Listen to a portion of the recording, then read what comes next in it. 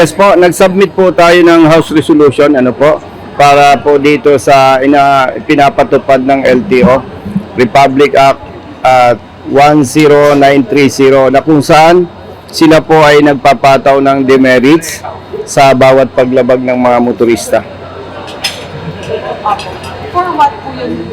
Saan po yung main goal po natin? Naalarma po tayo dahil may mga lumapit na sa ating mga truck drivers at mga bus drivers na nawala na ng trabaho dahil nirevoke ng LTO yung kanilang lisensya.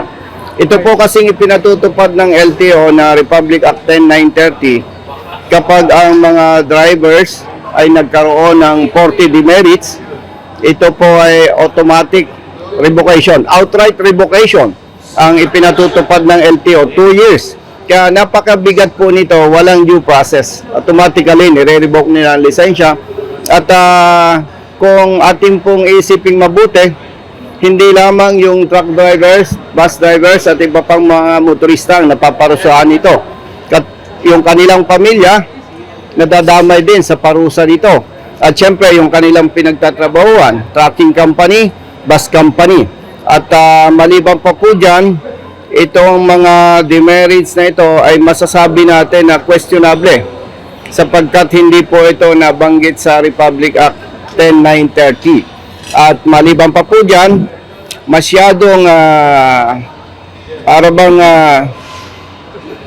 hindi nararapat ipataw sa mga motorista sapagkat ito pong mga bus drivers at iba pang public utility vehicle drivers ay ang pinapataw po sa kanilang demerits ay doble.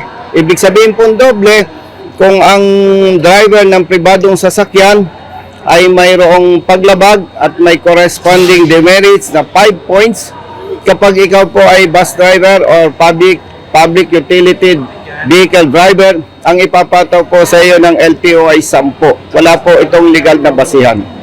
Actually po, itong nabanggit po natin ay matagal nang nakaka-apekto sa hanay ng transportasyon. Dahil katulad po ng nabanggit ko kanina, may mga bus operators na dumadaing na. Marami na silang drivers na natanggal dahil walang lisensya. Ganon din naman po sa mga truck drivers na nawalan at natanggalan ng lisensya. Ilan yung drivers? Sa loob lamang po ng 2024, base po sa datos ng LTO, meron na po silang 239 drivers na na-revoke ang lisensya for 2 years. Yung bus companies.